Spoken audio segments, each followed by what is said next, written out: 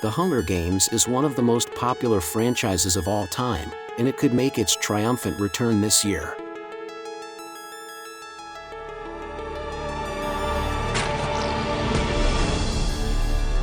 Although we still don't have an official trailer, we already have confirmation that this franchise will return on November 17, 2023.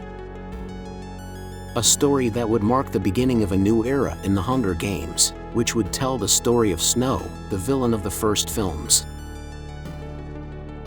But even though this movie takes place in the past, what would you think if I told you that we could see Jennifer Lawrence playing Katniss again? Do you want to know more?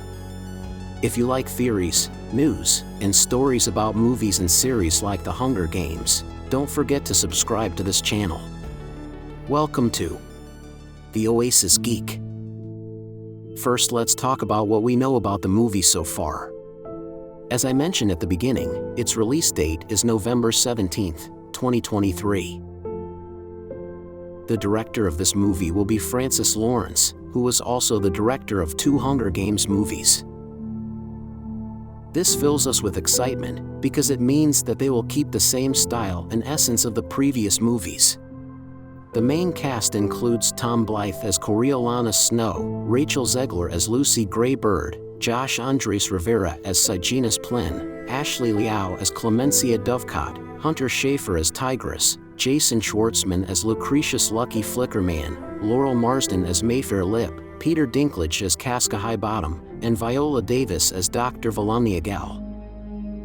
This movie will cover the plot of the book by Suzanne Collins that was published in 2020, which takes place during the 10th Hunger Games, 64 years before the original trilogy. But the most interesting thing about this movie is that we will see the origin of a villain, something that is not usually common in this type of franchise. Many Star Wars fans would love to see Palpatine's origin story. However, telling the story of a villain is usually unfamiliar, so they tend to shy away from this. However, the new Hunger Games movie focuses on the story of a teenager, Coriolanus Snow, so in this movie we will see the villain's story. The synopsis of this story reads as follows. In this return of the Hunger Games, years before becoming the tyrannical president of Panem, the 18-year-old Coriolanus Snow sees an opportunity to change his luck when he is chosen to mentor Lucy Gray Bird, the female tribute of the impoverished District 12. This task forces him to become involved in the cruel game of the Hunger Games, a competition in which young people from each district fight to death in an arena for the entertainment of the oppressive capitalist society of the capital. As Snow immerses himself in the world of the Hunger Games, he begins to discover how his decadent lineage can return to prominence through his tribute's victory in the competition. It is then that we will see the fall into a deep darkness of a character who at first would be benevolent. This means the movie will focus on Snow's story and how he becomes the main antagonist of this universe. The first thing we should see is that Snow feels that his lineage is in decline, so the first thing that drives him to become a villain is a desire to restore his family name, but this quickly turns into an unbridled desire for power. Another important factor contributing to Snow's transformation is his education. Snow attends the Capital Academy, where students from wealthy and powerful families receive an elite education and are taught to view the districts as inferior and subordinate. In the future, we will be creating a video about this academy and these families.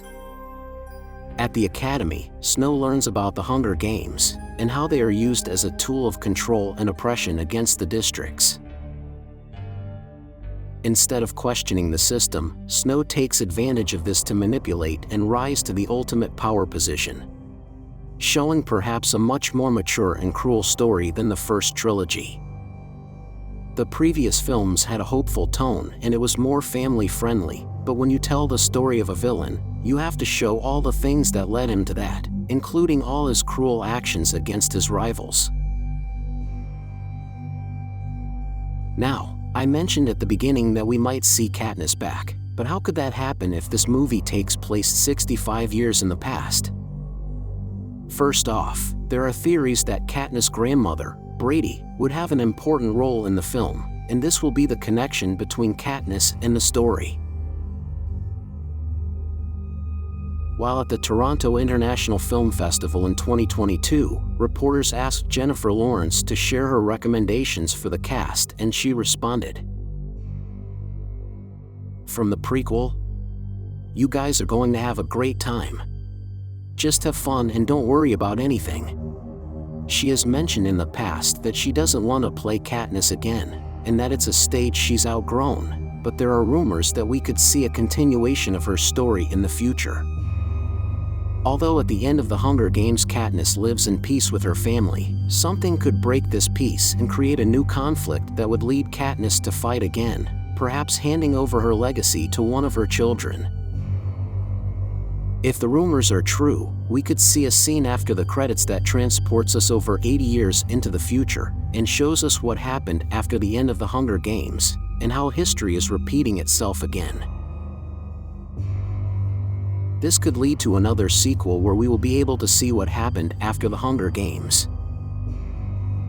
In my opinion, I think this is unlikely to happen, but if it does, it will be a great surprise for the fans, and it would be a way for Jennifer Lawrence to give us a glimpse of Katniss' life one last time, even if she doesn't return to her role.